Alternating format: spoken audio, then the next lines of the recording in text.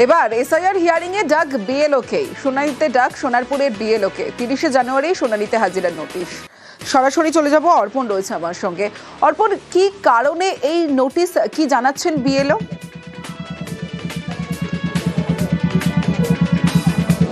দেখো, বিএলও যে তথ্য তিনি আপলোড করেছিলেন সেটা মিসম্যাচ হয়েছে, অর্থাৎ নামের কোনো সমস্যা রয়েছে এমনটাই জানানো হয়েছে এবং 30 তারিখে তাকে হিয়ারিংয়ে ডাকা হয়েছে। তার সঙ্গে আরও 60 জনকে ডাকা হয়েছে এই হিয়ারিংয়ে। তিনি জানিয়েছেন তিনি যেহেতু বিএলও, তিনি সবাইকে নোটিশ সার্ভ করছেন এবং তাদের মানুষের সমস্যা তাকে সমাধান করতে হচ্ছে। তাকে যখন নোটিশ পাঠানো হচ্ছে, স্বাভাবিকভাবেই বুথের মধ্যে যারা রয়েছেন তাদেরও একটা আতঙ্কের সৃষ্টি হয়েছে। তিনি জানিয়েছেন আতঙ্কের কোনো বিষয় নয়, যে তথ্য কমিশন চেয়েছে তারা সেইগুলি নিয়ে যখন শুনানি হবে সেখানে গিয়ে পৌঁছালেই সমস্যার সমাধান হবে। কিন্তু আর একদিকে দেখা যাচ্ছে যারা বিএলও ছাড়া ওই বুথেই শুধু নোটিশ পেয়েছেন তারা কিন্তু যথেষ্টই আতঙ্কিত। কারণ বিএলও নিজেই যদি নোটিশ পান, তিনি যে তথ্য আপলোড করেছেন পরবর্তীকালে তাদের সমস্যা হবে না, সেই যে আশ্বাস সেটুকু কিন্তু পাওয়া যাচ্ছে না। যদিও বিএলও তিনি জানিয়েছেন তিনি যাবেন এবং যে নথি চাওয়া হয়েছে কমিশনের পক্ষ থেকে সেই নথি তিনি সাবমিট করবেন। বেশ, চিঠি তো এসেছে আর কি, আমার সাথে সাথে আরও বাকিদেরও এসছে, তাদের চিঠিটাও আমাকে ডেলিভার করতে হবে। তাদের সাথে আমাকেও অ্যাজ এ বিএলও প্রেজেন্ট থাকতে হবে অফিসে, বিডিও অফিসে, এবং আমার পার্সোনাল হিয়ারিংয়ের জন্য হয়তো আমাকে থাকতে হবে। টাইটেলের মিসম্যাচের জন্যই হয়তো এসছে, কারণ চট্টোপাধ্যায় চ্যাটার্জি এই দুটোর মধ্যে একটা মিসম্যাচ হয়েছে, যার জন্য চিঠিটা এসছে বলে আমার মনে হয়। প্রথম দফায় 48 জনের হিয়ারিং ছিল, 3 জন অ্যাবসেন্ট ছিলেন সেখানে সেদিন, ওটা গত জানুয়ারি 5 তারিখে হয়ে গেছে। তারপর গত 15 তারিখে আমার 19 জনের হিয়ারিং ছিল, আর আগামী 30শে জানুয়ারি আরও 62 জনের আছে, ইনক্লুডিং আমার। যখন প্রথম দফায় আমাদের অ্যাপে লজিক্যাল ডিসক্রিপেন্সি এলো, তখন বলা হলো যে যাদের আপনারা ভেরিফিকেশন করুন, যাদেরকে আপনার মনে হচ্ছে যে এদের কোনো ডকুমেন্টস জমা দেওয়ার দরকার নেই বা কিছু দরকার নেই। নেপালে নিখোঁজ 29 ভারতীয়কে ফেরাচ্ছে এসআইআর। নেপাল থেকে ফিরছেন নিখোঁজ 29 ভারতীয়। সীমান্ত ছাড়িয়ে নেপালে মানসিক ভারসাম্যহীনরা। সরাসরি চলে যাব, আমার সঙ্গে সুবীর রয়েছে, সুবীরের সঙ্গে কথা বলবো। সুবীর, যখন জেলায় জেলায় এসআইআর আতঙ্কে মৃত্যুর খবর আমরা দেখাচ্ছি, এসআইআর হয়রানির ছবিটা দেখাচ্ছি, তখন আবার এই এসআইআরই 29 ভারতীয়কে ফেরাচ্ছে।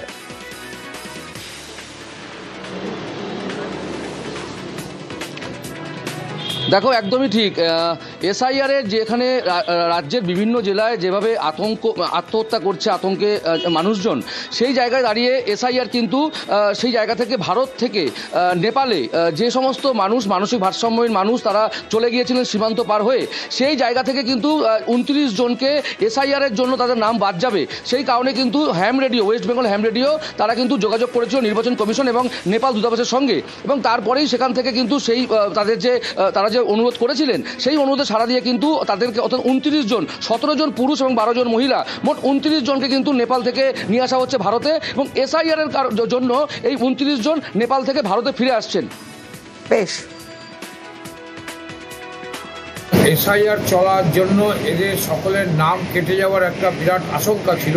বেশিরভাগই 20, 25, 30 বছর ধরে নিখোঁজ। এদের ভোটারের নাম থাকলেও আধার কার্ড কারোরই নেই। সুতরাং এসআইআর এর ফলে তাদের যদি নাম কেটে যায় ভোটার লিস্ট থেকে, বিদেশ থেকে দেশে ফেরানো খুবই সমস্যা হতে পারে। তাদেরকে দেশে ফেরানোর ব্যবস্থা আমরা করছি। এই সমস্ত মানুষদেরকে ভারতে নিয়ে আসা হয়েছে এবং এসআইআর এ তারা অংশগ্রহণ করে তাদের ভোটে যেন নাম নিশ্চিত করে সেই ব্যবস্থা আমরা করছি। দুয়ারে রিপোর্টার এবার যে খবরের দিকে নজর রাখবো। ফর্ম 7 জমা ঘিরে দুর্গাপুরে তুমুল উত্তেজনা। ফর্ম 7 জমা দিতে গেলে বিজেপি কর্মীদের মারধরের অভিযোগ অস্বীকার তৃণমূলের। কারণ অভিযোগ তৃণমূলের বিরুদ্ধে। প্রতিবাদে বিজেপি বিধায়কের নেতৃত্বে অবরোধ, বিক্ষোভ, পুলিশের সঙ্গে বিজেপি কর্মীদের ধস্তাধস্তির যে ছবি আপনারা দেখছেন।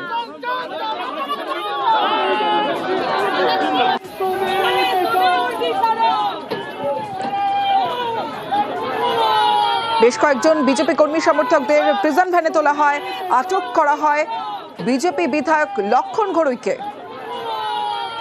সরাসরি চলে যাব, অর্পণ চক্রবর্তী রয়েছে আমার সঙ্গে। অর্পণ, ঠিক কি হয়েছিল, কেন এই রকম পরিস্থিতি তৈরি হলো?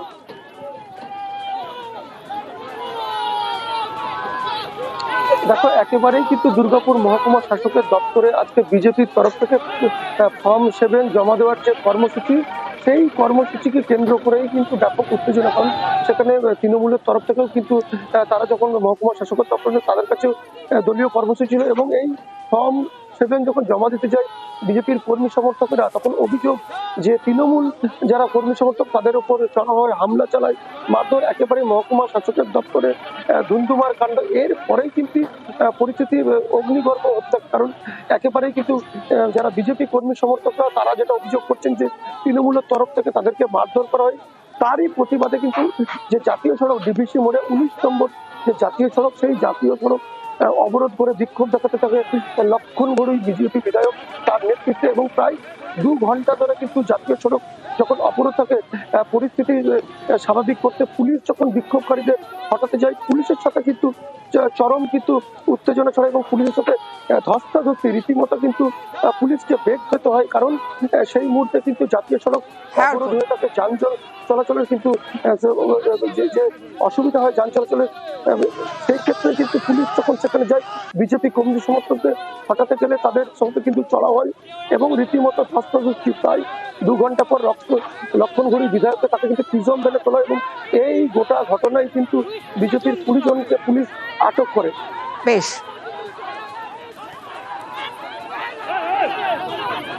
এসডিওর গেটে এসে যখন সাধারণ মানুষ আজকে হচ্ছে আপনার এখানে হচ্ছে ফর্ম 7 জমা করতে এসছে, সেখানে বিজেপি কার্যকর্তাদের উপর আক্রমণ, গাড়ি ভাঙচুর করা, সমস্ত ন্যাক্কারজনক ঘটনা আজ দুর্গাপুরবাসী দেখেছে।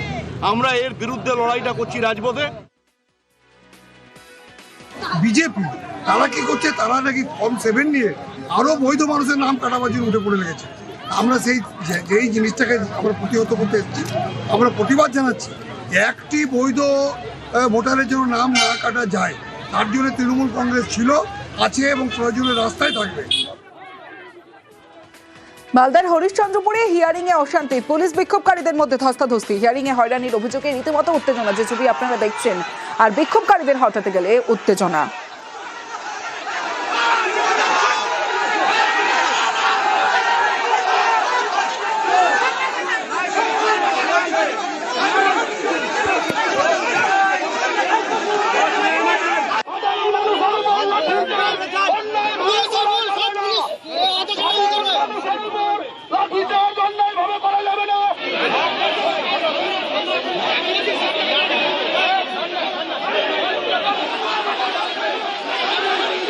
সরাসরি চলে যাব, সেবক দেব শর্মা রয়েছে আমার সঙ্গে। সেবক, মালদার হরিশ্চন্দ্রপুরের যে ছবি আমরা দেখলাম, এ তো রীতিমতো উত্তেজনা পরিস্থিতি, কি থেকে ঘটনার সূত্রপাত, কি অভিযোগ?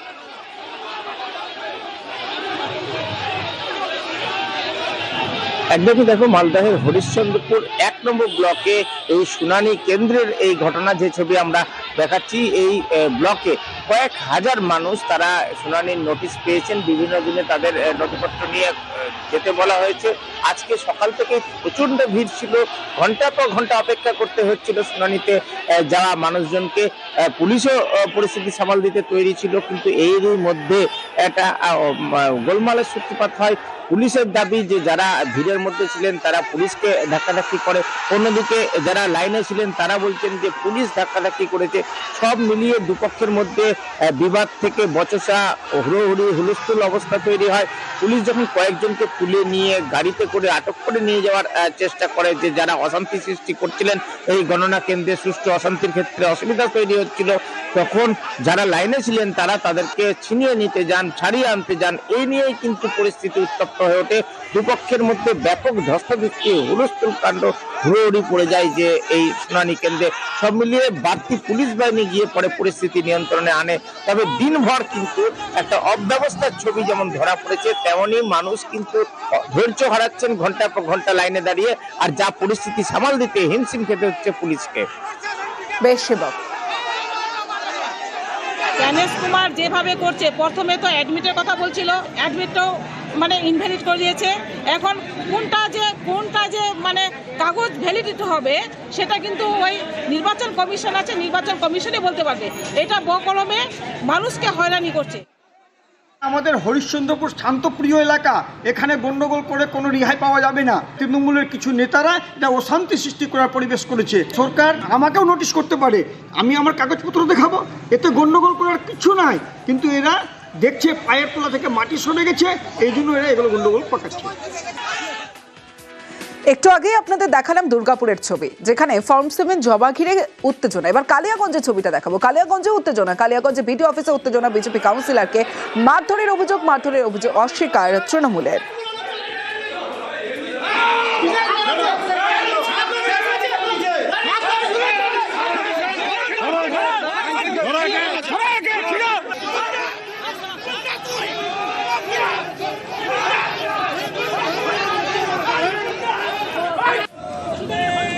রাস্তায় টায়ার জ্বালিয়ে বিক্ষোভ, যে ছবি আপনারা দেখছেন।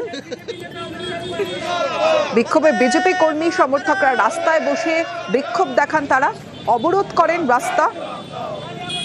সরাসরি চলে যাব, মুক্তা রয়েছে আমার সঙ্গে। মুক্তা, ঠিক কি হয়েছিল যেখানে অবরোধ করা হলো, অভিযোগ এবং তৃণমূলের বিরুদ্ধে অভিযোগ? দেখো তমশ্রী, রায়গঞ্জ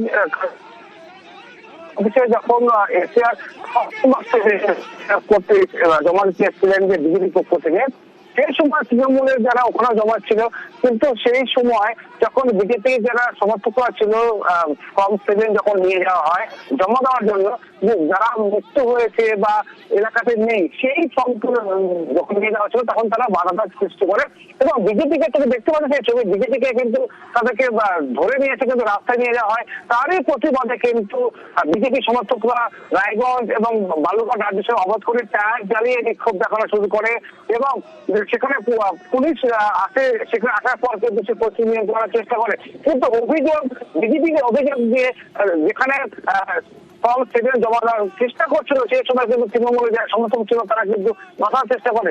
কিন্তু তৃণমূলের অভিযোগ যে যাদের মৃত্যু হয়েছে বা যারা যারা সন্ত্রাস লোক আছে তাদের নাম কিন্তু এখানে জমা করার চেষ্টা করছিল। যারা ওখানে রয়েছে সেখানকার বাসিন্দা, তাদের নাম এখানে বাদ দেওয়ার জন্য বা ফর্ম 7 জমা দেওয়ার জন্য এখানে এসেছিল। তার সেই পরিপ্রেক্ষিতে কিন্তু বিজেপি এবং তৃণমূলের মধ্যে ধস্তাধস্তি শুরু হয়। তারপরে কিন্তু আন্দোলন শুরু করে বিজেপি পক্ষ থেকে এবং রাস্তা অবরোধ করে কালিয়াগঞ্জে পুলিশ এসে কিন্তু নিয়ন্ত্রণ করার চেষ্টা করে। কিন্তু ঘন্টার পর ঘন্টা এই অবরোধ চলে এবং সেই বিডিও অফিসে কিন্তু সেই তৃণমূল বিজেপির মধ্যে ধস্তাধস্তি শুরু হয়। এই ছবি তুমি দেখতে পাচ্ছ, এরকমই অভিযোগ তৃণমূল এবং বিজেপির মধ্যে একটা কাপন্ত রাজনীতি শুরু হয়েছে কালিয়াগঞ্জ জুড়ে এবং এই ঘটনাকে কেন্দ্র করে পুলিশ যথেষ্ট নিয়ন্ত্রণ করার চেষ্টা করবে এবং পাল্টা অভিযোগের ভিত্তিতে কিন্তু এই কালিয়াগঞ্জ চত্বরে এই ঘটনাকে কেন্দ্র করে চাঞ্চল্য ছড়িয়ে পড়ে। তমশ্রী, বেশ মুক্তা।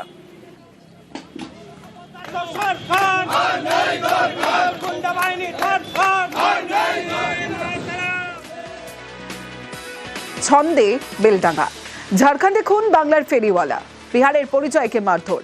আর অভিযোগ ঘিরে শুক্রবার এবং শনিবার যে ছবি আমরা দেখেছিলাম, দফায় দফায় অগ্নিগর্ভ হয়ে ওঠে বেলডাঙ্গা। দুদিনের অশান্তির পর আজ জনজীবন স্বাভাবিক।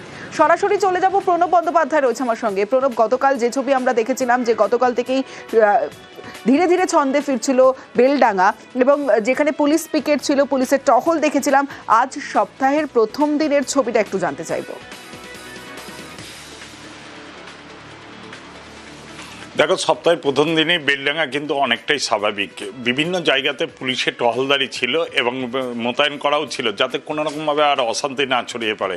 কিন্তু আজকে কিন্তু সকাল থেকে কিন্তু দেখা গেল অন্য বেলডাঙ্গাকে, পরিস্থিতি একদমই স্বাভাবিক এবং বেলডাঙ্গার হাট হচ্ছে খুবই পুরাতন এবং প্রচুর মানুষজন আসেন। জেলা থেকে তো আর যান, বিভিন্ন জেলা থেকে, আশেপাশের জেলা থেকেও কিন্তু ক্রেতা বিক্রেতারা দুই পক্ষই আসেন এবং আজকে বেলডাঙ্গার হাট খুলেছিল এবং সেখানে কেনাবেচা স্বাভাবিক এবং যে গার্মেন্টস হাব রয়েছে সেই হাবেও কিন্তু কেনাবেচা স্বাভাবিক ছিল এবং ব্যবসায়ীরাও কিন্তু যথেষ্টভাবে স্বাভাবিকভাবেই কেনাবেচা করেছেন। এলাকার মানুষের একটাই দাবি ছিল যে ব্যবসায়ীদের এই বারে বারে অশান্তির জন্য কিন্তু ব্যবসার প্রচুর পরিমাণে ক্ষতি হচ্ছিল এবং গত যে শুক্র এবং শনিবার যে অশান্তি হয় তার ফলে ব্যাপকভাবে ভাঙচুর, জাতীয় সড়ক অবরোধ, ট্রেন অবরোধ, তার ফলে কিন্তু ব্যবসার প্রচুর ক্ষতি হচ্ছিল। সেই কারণে কিন্তু ব্যবসায়ীরাও দাবি করেছিল যাতে শান্তি ফিরে আসে এবং সেই কারণেই পুলিশের পক্ষ থেকে বিভিন্ন এলাকায় টহলদারি করে গতকাল থেকে যে শুরু হয়েছিল, আজকেও কিন্তু ঠিক একইভাবে সব জায়গাতে টহলদারি চলেছে। কোথাও কোনো রকমভাবে জমায়েত করতে দেওয়া হয়নি, কিন্তু স্বাভাবিকভাবেই কিন্তু বেলডাঙ্গা কিন্তু ছন্দে ফিরেছে এবং খুশি ব্যবসায়িক মহলে। বেশ প্রণব। হ্যাঁ, টুকটাক হচ্ছে বাজারে, টুকটাক হচ্ছে, কোনো অসুবিধা নেই। হ্যাঁ, ভয় ঝামেলা না না, কোনো ভয় ঝামেলা না, সব শান্ত পরিবেশ, কোনো ঝামেলা নেই। ক্রেতারা আসছেন? হ্যাঁ, যারা কিনে তারা আসছেন? হ্যাঁ, তারা আসছে, কম বেশি আসছে। সব দোকান খুলেছে? হ্যাঁ, সব দোকানই খুলেছে। বেলপাহাড়ি গ্রামীণ হাসপাতাল, আর সেই হাসপাতাল থেকে উধাও রোগী। নিখোঁজ চিত্তরঞ্জন মাহাতো পেটে ব্যথা নিয়ে শুক্রবার হাসপাতালে ভর্তি, আজ সকালে হাসপাতাল থেকে উধাও। সরাসরি চলে যাব, আমার সঙ্গে রাজু সিং রয়েছে। রাজু, একটা গ্রামীণ হাসপাতাল, সেই হাসপাতালে রোগী ভর্তি ছিলেন এবং সেই রোগী কোথায় চলে গেলেন কেউ জানতে পারলো না, কেউ দেখতে পেল না, কোথায় চলে গেলেন? হাসপাতালের নিরাপত্তা নিয়ে তো প্রশ্ন উঠে যাচ্ছে।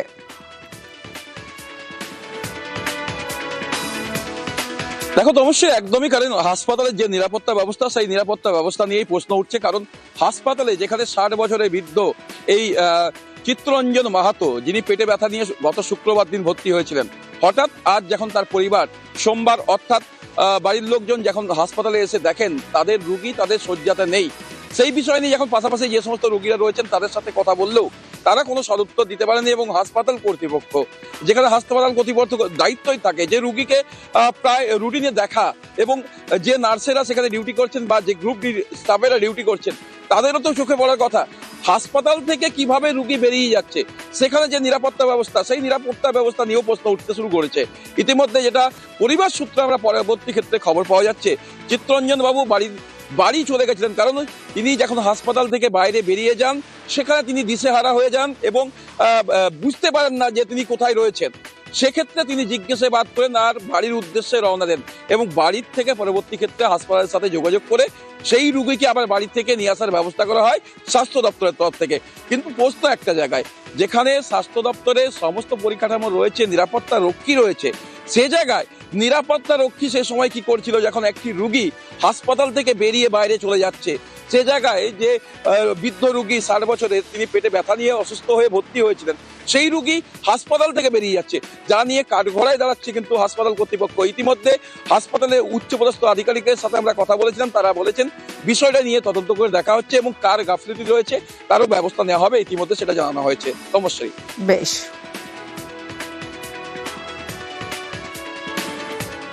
তখন 9টা ব্যাগেই ফিরে এসছে, বাড়ির লোক ফিরিয়ে দিয়েছে। সিস্টাররা যখন ইঞ্জেকশন দিতে যায় তখন ওখানে বেডে ছিল না, তখন অন ডিউটি মেডিকেল অফিসার মনে হয় নোট করেন যে হ্যাঁ পেশেন্ট নেই আর কি। পরবর্তীকালে ওইগুলো প্রসেসিং করতে করতে একটা দিকে উনি বাড়ির লোক ফিরিয়ে দিয়েছে। এত সিকিউরিটি, এত ব্যবস্থা, কিন্তু কিভাবে হসপিটাল থেকে একটা এরকম সিরিয়াস পেশেন্ট কি করে চলে যায়, কি করে? এখন ওই খোঁজাখুঁজি চলছে এবং ওই একটা মিসিং ডায়েরি বলছে আমরা করব, এইভাবে কথাটা বলছিল আর কি। গাফিলাতি ছাড়া মানে কোনো জিজ্ঞাসা করা যায় না, তারা সবসময় বিরক্ত করে। 2রা ফেব্রুয়ারি থেকে চলতি বছরের মাধ্যমিক পরীক্ষার মাধ্যমিকের অ্যাডমিট না পেয়ে এবার বিক্ষোভ। হুগলির হরিপালের স্কুলের গেটে তালা দিয়ে বিক্ষোভ পড়ুয়া অভিভাবকদের। হরিপালের জামাইবাটি হাই স্কুলে মাধ্যমিক পরীক্ষার্থীর সংখ্যা 80, 13 জন এখনো অ্যাডমিট কার্ড পায়নি। সরাসরি চলে যাব, আমার সঙ্গে রানা রয়েছে, রানার সঙ্গে কথা বলবো। রানা, মাধ্যমিক পরীক্ষার আর 15 দিনও বাকি নেই, এখনো পর্যন্ত অ্যাডমিট কার্ড হাতে পায়নি 13 জন, কেন পেল না? কি ব্যবস্থা নেওয়া হয়েছে তাদের জন্য?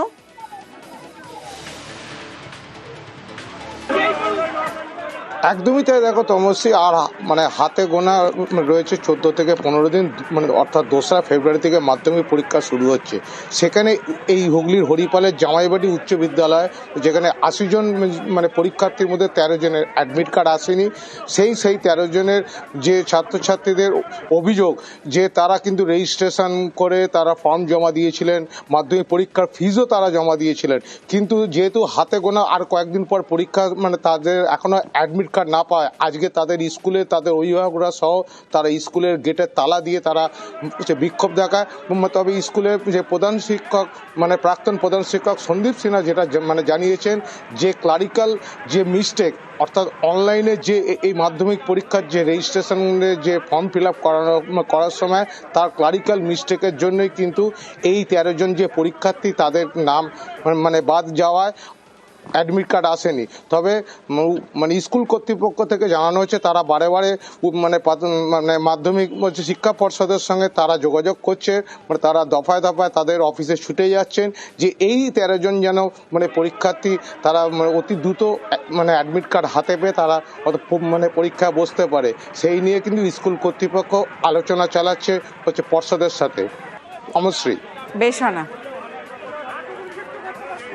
পরীক্ষা 10 দিন বাকি আছে মাধ্যমিক পরীক্ষা। আমাদের গার্জেন থেকে ডেকে বলা হচ্ছে যে আমাদের কিছু করার নেই, তো সামনের বছর মাধ্যমিক দিয়ে দেবে।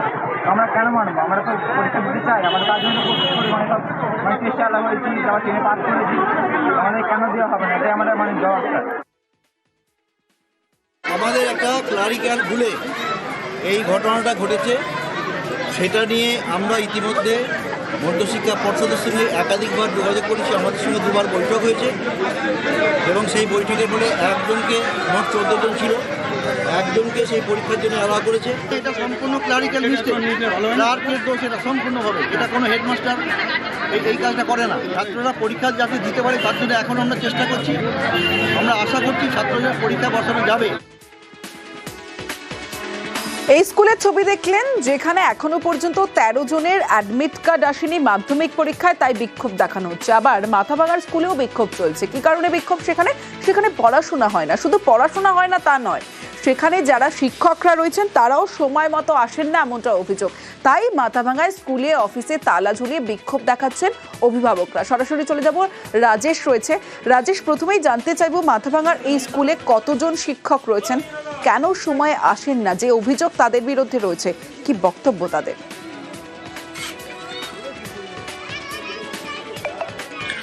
দেখো, মাথাভাঙা 1 ব্লকের নয়ারহাটের এই পানিগ্রাম হাই স্কুল, এই হাই স্কুলে কিন্তু আজ স্থানীয় এবং অভিভাবকরা স্কুলের যে অফিস রুম, সেই অফিস রুমে তালা ঝুলিয়ে তারা ক্ষোভ প্রকাশ করেন। তাদের একটাই দাবি যে স্কুলের শিক্ষকরা যেমন একদিকে সময় মতো স্কুলে আসেন না, পাশাপাশি কিন্তু স্কুলে এলেও তারা ঠিকভাবে ক্লাস করান না, এমনকি এই স্কুলের এই পঠন পাঠনের পরিবেশ নষ্ট হচ্ছে। অভিভাবকরা এই বিষয়ে কথা বলতে গেলে তাদের সঙ্গে খারাপ আচরণ করা হয়।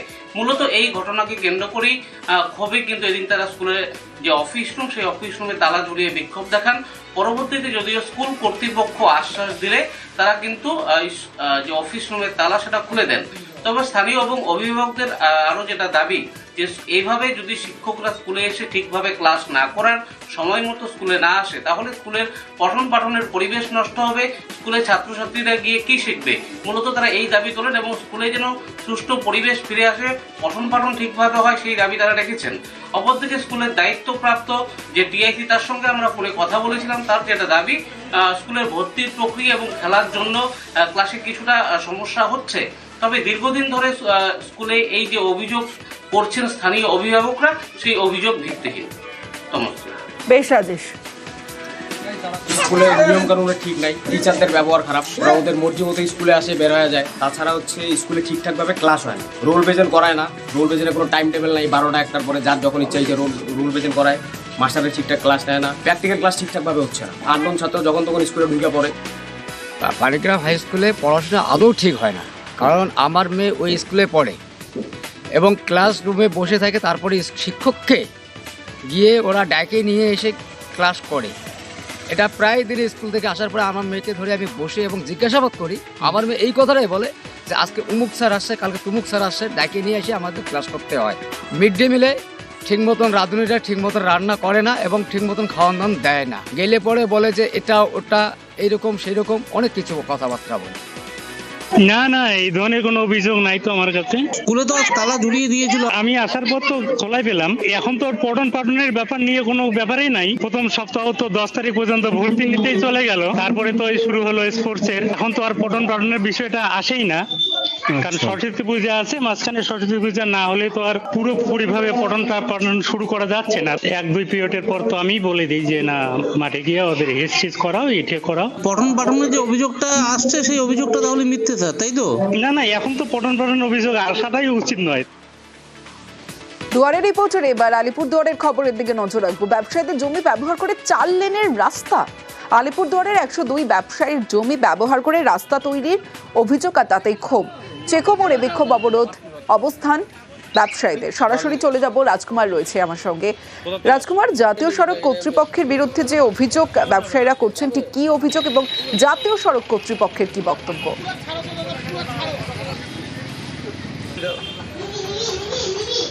দেখো তমশ্রী, ব্যবসায়ীদের পরিষ্কার বক্তব্য যে চেকো মোড় যে আছে, এই মোড়ের যে রাস্তাটি ভাটিবাড়ির দিকে গেছে, সেই রাস্তার 2 ধারে কিন্তু ব্যবসায়ীদের দোকান রয়েছে। এবং গত 2 দিন থেকে কি করছে জাতীয় সড়ক কর্তৃপক্ষ, রাতের অন্ধকারে এই রাস্তার এই যে মোড় এলাকা, সেই মোড় এলাকার 2 পাশে কিন্তু মাটির পর মাটি ফেলে যাচ্ছে। এবং এই মাটি ফেলার কারণে কিন্তু ব্যবসায়ীরা তাদের যে নিজস্ব দোকান, সেই দোকান তারা খুলতে পারছেন না। ব্যবসায়ীরা অভিযোগ করছে যে এখানে প্রায় দীর্ঘদিন থেকে একেবারে 50, কেউ 60 বছর, কেউ 70 বছর, কেউ 30 বছর থেকে ব্যবসা করছে, দোকান করছে। সেই সমস্ত দোকানগুলো জাতীয় সড়ক কর্তৃপক্ষ ভেঙে দিতে চাইছে, কিন্তু জাতীয় সড়ক কর্তৃপক্ষ সেই যে দোকানের জমি সেটা অধিগ্রহণও করছে না, তার ক্ষতিপূরণ দেওয়ারও কোনো ব্যবস্থা করছে না। সেই কারণে ব্যবসায়ীদের বক্তব্য যে জাতীয় সড়ক কর্তৃপক্ষ যে 4 লেনের মহাসড়ক তৈরি করছে সেটা করুক, কিন্তু ব্যবসায়ীদেরকে উপযুক্ত ক্ষতিপূরণ দিয়ে সেখান থেকে ঠিক। এবার আমরা খবর দেখালাম, তাদের অভিযোগ তুলে ধরলাম, এবার কি ব্যবস্থা হয় বা কি পদক্ষেপ নেয় জাতীয় সড়ক কর্তৃপক্ষ, নজর থাকবে। রাত্রিবেলার মাটি ফালাইছে, মাটি ফালানোর কারণে সকালবেলা এসে দোকান খুলতে পারি নাই। এবং আজ দুয়ারে রিপোর্টারের সবশেষে আপনাদের দেখাবো সিউড়িতে রেল ব্রিজ, আর সেই রেল ব্রিজ নিয়ে রাজনীতির চর্চা কেন? কারণ অবিলম্বে ফ্লাইওভার চালু দাবিতে পোস্টার তৃণমূলের। সরাসরি চলে যাব, সুপ্রতিম রয়েছে। সুপ্রতিম, ফ্লাইওভার কেন চালু করা হচ্ছে না এখনো পর্যন্ত, ঠিক কি অভিযোগ?